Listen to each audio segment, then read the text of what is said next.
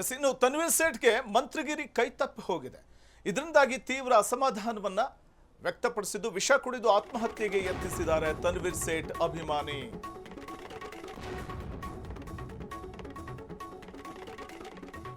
ತನ್ವೀರ್ ಸೇಠ್ ಅಭಿಮಾನಿ ವಿಷ ಕುಡಿದು ಆತ್ಮಹತ್ಯೆಗೆ ಯತ್ನಿಸಿದ್ದಾರೆ. ಅವರಿಗೆ ಮಂತ್ರಿಗಿರಿ ಸಿಕ್ಕಿಲ್ಲ ಅಂತ ಮೈಸೂರಿನ ತನ್ವೀರ್ ಸೇಠ್ ನಿವಾಸದ ಬಳಿ ಹೈಡ್ರಾಮವೇ ನಡೆದಿದೆ. ತನ್ವೀರ್ ಸೇಠ್ಗೆ ಮಂತ್ರಿಗಿರಿ ಕೈ ತಪ್ಪಿದ್ದಕ್ಕೆ ಅವರ ಬೆಂಬಲಿಗರು ತೀವ್ರ ಅಸಮಾಧಾನವನ್ನ ವ್ಯಕ್ತಪಡಿಸಿದ್ದಾರೆ. ಅದರಲ್ಲಿ ಓರ್ವ ಅಭಿಮಾನಿ ಇನ್ನೂ ಒಂದು ಹೆಜ್ಜೆ ಮುಂದೆ ಹೋಗಿ ವಿಷ ಕುಡಿದು ಆತ್ಮಹತ್ಯೆಗೆ ಯತ್ನಿಸಿದ್ದಾರೆ. ಮೈಸೂರಿನ ತನ್ವೀರ್ ಸೇಠ್ ನಿವಾಸದ ಮುಂದೆ ಹೈಡ್ರಾಮವೇ ನಡೆದಂಥ ಒಂದು ಪ್ರಸಂಗ ನಡೆಯುತ್ತೆ. ಮಂತ್ರಿಗಿರಿ ಕೊಡಬೇಕಿತ್ತು ಅವರಿಗೆ, ಆದರೆ ಮಂತ್ರಿಗಿರಿ ಮಿಸ್ ಆಗಿದೆ ಅನ್ನುವಂಥದ್ದು ಅಭಿಮಾನಿಗಳ ಮತ್ತೆ ಅವರ ಬೆಂಬಲಿಗರ ಅಸಮಾಧಾನಕ್ಕೆ, ಬೇಸರಕ್ಕೆ ಕಾರಣ ಆಗಿದೆ. ಅದರಲ್ಲಿ ಓರ್ವ ಅಭಿಮಾನಿ ವಿಷ ಸೇವನೆ ಮಾಡಿ ಆತ್ಮಹತ್ಯೆಗೆ ಯತ್ನಿಸಿದ ಪ್ರಸಂಗ ಕೂಡ ನಡೆದಿದೆ. ಪ್ರಬಲ ಆಕಾಂಕ್ಷಿಯಾಗಿದ್ರು ತನ್ವೀರ್ ಸೇಠ್ ಅವರು. ಈ ಬಾರಿ ಖಂಡಿತ ಸಿಕ್ಕೇ ಸಿಗುತ್ತೆ ಅಂತ, ಸೀನಿಯರ್ ಮೋಸ್ಟ್ ಬೇರೆ. ಸೊ ಹಾಗಾಗಿ ಅವ್ರಿಗೆ ಸಿಗಬಹುದೇನೋ ಅನ್ನುವಂಥ ಒಂದಷ್ಟು ನಿರೀಕ್ಷೆಗಳು ಅವರ ಬೆಂಬಲಿಗರಲ್ಲಿತ್ತು, ಅವರ ಅಭಿಮಾನಿಗಳಲ್ಲಿತ್ತು. ಸೊ ಹಾಗಾಗಿ ಮತ್ತೆ ಅವರು ಡಿ ಕೆ ಶಿವಕುಮಾರ್ ಜೊತೆಯೂ ಕೂಡ ಚೆನ್ನಾಗಿದ್ರು, ಮತ್ತೆ ಸಿದ್ದರಾಮಯ್ಯನವ್ರ ಜೊತೆಯೂ ಕೂಡ ಚೆನ್ನಾಗಿದ್ರು. ಹಾಗಾಗಿ ಬಹುಶಃ ಮಂತ್ರಿಗಿರಿ ಈ ಬಾರಿ ಆದ್ರೂ ಸಿಗಬಹುದು ಅನ್ನುವಂಥ ನಿರೀಕ್ಷೆಗಳಿತ್ತು. ಅವರಿಗೂ ಬೇಸರ ಆಗಿರುತ್ತೆ ಇದರಿಂದ.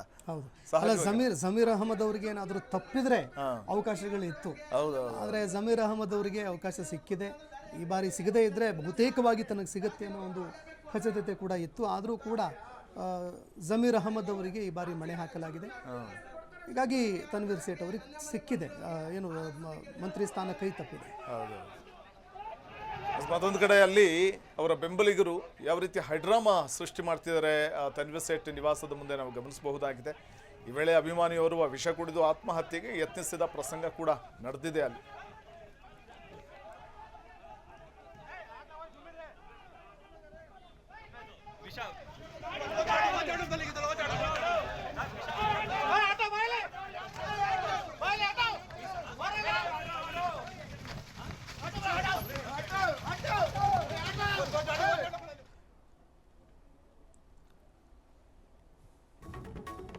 ಇನ್ನು ಮೈಸೂರಿನಲ್ಲಿ ತನ್ವೀರ್ ಸೇಠ್ಗೆ ಮಂತ್ರಿಗಿರಿ ಸಿಗಲೇ ಇಲ್ಲ. ಸಚಿವ ಸ್ಥಾನ ಸಿಗದೇ ಇದ್ದಕ್ಕೆ ಶಾಸಕ ತನ್ವೀರ್ ಸೇಠ್ ಅವರು ಗರಂ ಆಗಿದ್ದಾರೆ. ಬಹಿರಂಗವಾಗಿ ಪಕ್ಷ ವಿರೋಧಿ ಚಟುವಟಿಕೆ ನಡೆಸಿದ್ದವರಿಗೆ ಸ್ಥಾನ ಕೊಟ್ಟಿದ್ದಾರೆ. ಸಚಿವ ಸ್ಥಾನ, ನಮ್ಮ ನಾಯಕರಿಂದ ನನಗೆ ಸಚಿವ ಸ್ಥಾನ ಕೈ ತಪ್ಪಿ ಹೋಗಿದೆ. ಮೈಸೂರು ಪ್ರಾಂತ್ಯಕ್ಕೆ ಸಿಗಬೇಕಾದ ಶಕ್ತಿ ಸಿಗಲಿಲ್ಲ. ಇದು ಆಶಾದಾಯಕ ಪಟ್ಟಿಯಲ್ಲ. ತನ್ವೀರ್ ಸೇಠ್ ಅವರು ಆಕ್ರೋಶ ಹೊರಹಾಕಿದ್ದಾರೆ. ಸಂಪುಟಕ್ಕೆ ಆಯ್ಕೆಯಾದವರಿಗೆ ಅಭಿನಂದನೆ ಸಲ್ಲಿಸ್ತೀನಿ, ಆದರೆ ಈ ಭಾಗಕ್ಕೆ ದೊಡ್ಡ ಅನ್ಯಾಯವಾಗಿದೆ. ತನ್ನ ಬೆಂಬಲಿಗರು ತೆಗೆದುಕೊಳ್ಳುವ ನಿರ್ಧಾರಕ್ಕೆ ನಾನು ಬದ್ಧ. ನನಗೆ ಸಿಗಬೇಕಾದ ಗೌರವ ಸಿಗಲಿಲ್ಲ ಅಂತ ತನ್ವೀರ್ ಸೇಠ್ ಅವರು ಆಕ್ರೋಶ ಹೊರಹಾಕಿದ್ರು. ಇದರ ಜೊತೆಗೆ ಜಮೀರ್ ಅಹಮದ್ ಅವರ ವಿರುದ್ಧವೂ ಕೂಡ ಅವರು ಬಹಿರಂಗವಾಗಿ ಪರೋಕ್ಷವಾಗಿ ಆಕ್ರೋಶ ವ್ಯಕ್ತಪಡಿಸಿದ್ದಾರೆ. ಇಲ್ಲಿ ಸ್ಪಷ್ಟವಾಗಿ ಗೋಚರ ಆಗ್ತಾ ಇದೆ ಸರ್. ಅಂದರೆ ಅವ್ರಿಗೇನಾದರೂ ಕೈ ತಪ್ಪಿದ್ದೆ ಆದರೆ ಸಚಿವ ಸ್ಥಾನ ಸಿಗತ್ತೆ ಅನ್ನುವಂತಹ ಒಂದು ಆಕಾಂಕ್ಷೆ ಅವ್ರಿಗೂ ಕೂಡ ಇತ್ತು. ಆದರೆ ಜಮೀರ್ ಅಹಮದ್ ಅವರಿಗೆ ಮಣೆ ಹಾಕಿರುವಂಥದ್ದು ಸಹಜವಾಗಿ ಅವರ ಆಕ್ರೋಶಕ್ಕೆ ಕಾರಣ. ಬಹುಶಃ ಜಮೀರ್ ಅವರು ಮಣೆ ಹಾಕಿರೋದು ರಿಜ್ವಾನ್ ಅರ್ಷದ್, ಸಲೀಂ ಅಹಮದ್ ಮತ್ತೆ ಇವ್ರಿಗೂ ಕೂಡ, ತನ್ವೀರ್ ಸೇಠ್ಗೂ ಕೂಡ ಅಸಮಾಧಾನ ಇದ್ದೇ ಇದೆ ಅನ್ಸುತ್ತೆ. ಸಹಜವಾಗಿ ಕುರ್ಚಿಯಿಂದ ಕೂತ್ಕೊಂಡಿದ್ದವ್ರು ಎದ್ದು ಹೊರಟ್ಬಿಡ್ತಾರೆ, ಅಲ್ಲೇ ಗೊತ್ತಾಗ್ಬಿಡುತ್ತೆ ಅವ್ರ ರಿಯಾಕ್ಷನ್ ತನ್ವೀರ್ ಸೇಠ್.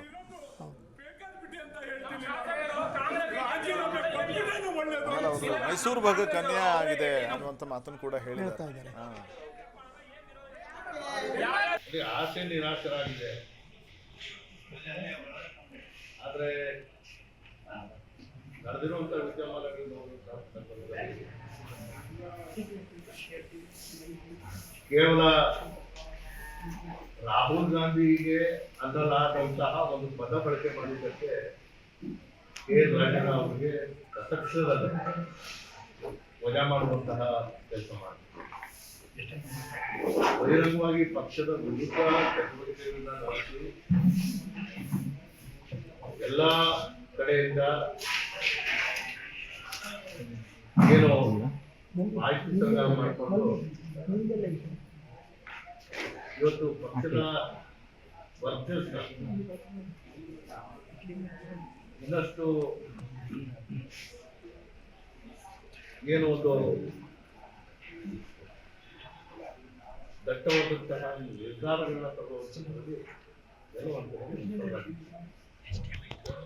ವರಿಷ್ಠರು ಕೊಟ್ಟಂತಹ ತೀರ್ಮಾನವನ್ನು ಅಂತಿಮವಾಗಿ ನಾವೆಲ್ಲ ಒಪ್ಕೋಬೇಕು. ಅದೇ ಆಸೆ ನಿರಾಶರಾಗಿದೆ. ಆದ್ರೆ ನಡೆದಿರುವಂತಹ ವಿದ್ಯಮಾನಗಳು ನೋಡುವಂತಹ ಸಂದರ್ಭದಲ್ಲಿ ಕೇವಲ ರಾಹುಲ್ ಗಾಂಧಿಗೆ ಅನ್ನಲಾದಂತಹ ಒಂದು ಪದ ಬಳಕೆ ಮಾಡಿದ್ದಕ್ಕೆ ಕೆ ರಾಜಣ್ಣ ಅವರಿಗೆ ತತ್ಕ್ಷಣದಲ್ಲಿ ವಜಾ ಮಾಡುವಂತಹ ಕೆಲಸ ಮಾಡಿದ್ರು. ಬಹಿರಂಗವಾಗಿ ಪಕ್ಷದ ವಿರುದ್ಧ ಚಟುವಟಿಕೆಗಳನ್ನ ನಡೆಸಿ ಎಲ್ಲ ಕಡೆಯಿಂದ ಅದೇ ಆಸೆ ನಿರಾಶರಾಗಿದೆ. ಆದ್ರೆ ನಡೆದಿರುವಂತಹ ವಿದ್ಯಮಾನಗಳು ನೋಡುವಂತಹ ಸಂದರ್ಭದಲ್ಲಿ ಕೇವಲ ರಾಹುಲ್ ಗಾಂಧಿಗೆ ಅನ್ನಲಾದಂತಹ ಒಂದು ಪದ ಬಳಕೆ ಮಾಡಿದ್ದಕ್ಕೆ ಕೆ ರಾಜಣ್ಣ ಅವರಿಗೆ ತತ್ಕ್ಷಣದಲ್ಲಿ ವಜಾ ಮಾಡುವಂತಹ ಕೆಲಸ ಮಾಡಿದ್ರು. ಬಹಿರಂಗವಾಗಿ ಪಕ್ಷದ ವಿರುದ್ಧ ಚಟುವಟಿಕೆಗಳನ್ನ ನಡೆಸಿ ಎಲ್ಲ ಕಡೆಯಿಂದ ಏನು ಮಾಹಿತಿ ಸಂಗ್ರಹ ಮಾಡಿಕೊಂಡು ಇವತ್ತು ಪಕ್ಷದ ವರ್ಚಸ್ನ ಇನ್ನಷ್ಟು ಏನು ಒಂದು ದಟ್ಟವಾದಂತಹ ನಿರ್ಧಾರಗಳನ್ನ ತಗೊಳ್ಳುವುದರಲ್ಲಿ ವರಿಷ್ಠರು ಕೊಟ್ಟಂತಹ ತೀರ್ಮಾನವನ್ನು ಅಂತಿಮವಾಗಿ ನಾವೆಲ್ಲ ಒಪ್ಕೋಬೇಕು. ಮೈಸೂರು ಪ್ರಾಂತ್ಯಕ್ಕೆ ಸಿಕ್ಕತಕ್ಕಂತಹ ಒಂದು ಶಕ್ತಿ ಅಥವಾ ಗೌರವ ಅದು ಸಿಗದೇ ಇರುವಂತಹ ಬೇಸರ ಕೂಡ ನಮಗೆ ಪಕ್ಷದ ಚಟುವಟಿಕೆಯನ್ನು ಜಮೀರಾವತಿ ಒಂದೇ ಅರ್ಥಲ್ಲ. ಈಗ ಅನೇಕ ಸನ್ನಿವೇಶಗಳಲ್ಲಿ ಯಾರ್ಯಾರು ಪಟ್ಟಿರೋದಿದ್ದಾರೆ ಅದನ್ನು ನೋಡಬೇಕಾದ ಸಂದರ್ಭ ಇದು ಆಶಾದಾಯಕ ಬರುವಂತಹ ಪಟ್ಟಿಯಲ್ಲ, ನಿರಾಶೆ ಮಾಡುವಂತಹ ಪಟ್ಟಿಯಲ್ಲ. ನಾನು ಅದನ್ನ ವಿಶ್ಲೇಷಣೆ ಮಾಡಕ್ ಹೋಗಲ್ಲ. ಸಂದರ್ಭ ಬಂದಾಗ ನಾನು ಮಾತಾಡ್ತೇನೆ. ಇವತ್ತು ರಾಜ್ಯದ ಪರಿಪೂರ್ಣವಾದಂತಹ ಸಚಿವ ಸಂಪುಟ ರಚನೆ ಆಗ್ತಾ ಇರುವಂತಹ ಹಿನ್ನೆಲೆಯಲ್ಲಿ ಆಗಿರುವಂತ ಎಲ್ಲರಿಗೂ ಅಭಿನಂದನೆಗಳನ್ನ ಸಲ್ಲಿಸ್ತೇನೆ. ಆದ್ರೆ ಈ ಭಾಗಕ್ಕೆ ಆಗಿರುವಂತಹ ಅನ್ಯಾಯ ಅದು ಎಷ್ಟು ಕಾಣ್ತಾ ಇದೆ. ಯಾರ ವಿರುದ್ಧ ಈಗ ಮಾತಾಡೋಣ, ಅದಕ್ಕೆ ಕಾಲ ಬರುತ್ತೆ. ನಾನು ಇವತ್ತು ನನ್ನ ಕೋಪ ಆಗಿರ್ಬೋದು, ಕ್ರೋಧ ಆಗಿರ್ಬೋದು, ನಿರಾಶರಾಗಿರುವಂತಹ ನೊಂದಿರುವಂತಹ ಮನಸ್ಸಿರ್ಬೋದು, ಆ ಯಾವುದೇ ಪದಗಳ ಬಳಕೆ ಮಾಡಿದೆ.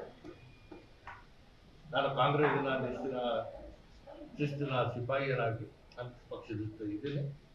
ಆದರೆ ನನ್ನ ಮೇಲೆ ಇರುವಂತಹ ಒತ್ತಡವನ್ನು ನನ್ನ ಅಭಿಮಾನಿಗಳು ಮತ್ತು ಕಾರ್ಯಕರ್ತರು ತಗೊಳ್ಳುವಂತಹ ನಿರ್ಧಾರಗಳನ್ನು ನಾನು ಕಾಯ್ತೇನೆ. ಅಲ್ಲ, ಯಾಕೆಂದ್ರೆ ಪಕ್ಷ ನಿಷ್ಠರಾಗಿದ್ದೆ ತಮಗೆ ಮುಳ್ಳಾಗಿತ್ತು. ನೋಡಿ, ಯಾವುದೇ ಸಂದರ್ಭದಲ್ಲೂ ಪಕ್ಷದ ಮೇಲೆ ಯಾವುದೇ ರೀತಿಯ ಒತ್ತಡ ಹಾಕಬಾರ್ದು. 136 ಸ್ಥಾನಗಳನ್ನ ಗೆದ್ದಿರುವಂತಹ ನಮ್ಮ ಬಲ ಸುಗಮವಾದಂತಹ ಒಂದು ಸುಭದ್ರವಾದಂತಹ ಸರ್ಕಾರ ಕೊಡಬೇಕು ಅನ್ನೋದನ್ನ ಪದೇ ಪದೇ ನಾನು ಹೇಳಿದ್ದೇನೆ. ಯಾವುದೇ ವರಿಷ್ಠರಿಗೆ ನಾನು ಒತ್ತಡ ಏರುವಂತಹ ಕೆಲಸವನ್ನು ಮಾಡಿಲ್ಲ. ಬಹುಶಃ ನನ್ನ ಪ್ರಾಮಾಣಿಕತೆ ಮತ್ತು ನಿಷ್ಠೆ. ಅಖಿಲ ಭಾರತ ಕಾಂಗ್ರೆಸ್ ಪಕ್ಷದ ಅಧ್ಯಕ್ಷ ಅಂತ ಖರ್ಗೆ ಅವರೇ ನಮ್ಮ ಸಮುದಾಯದವರು. ಹಾಗಾಗಿ ಅವರ ಅಡಿನಲ್ಲಿ ನಾವೆಲ್ಲರೂ ಇರತಕ್ಕಂಥದ್ದು. ರಾಹುಲ್ ಗಾಂಧಿಯವ್ರನ್ನ ಪ್ರಧಾನಿ ಮಾಡೋದೇ ನಮ್ಮ ಉದ್ದೇಶ. ಇಂಥದೇ ಖಾತೆ ಅಂತ ಆಕಾಂಕ್ಷಿದ್ದೀರಾ? ಪಕ್ಷ ವಹಿಸ್ತಕ್ಕಂಥ ಯಾವುದೇ ಜವಾಬ್ದಾರಿ ನನ್ನ ಜವಾಬ್ದಾರಿ. ಎಷ್ಟು ಶಾಸಕ ಸಚಿವರಾಗಿ ಆಯ್ಕೆ ಆಗಿರುವಂತಹ ಮಾತು ಕ್ಯಾಮ್ರಾ ಪರ್ಸನ್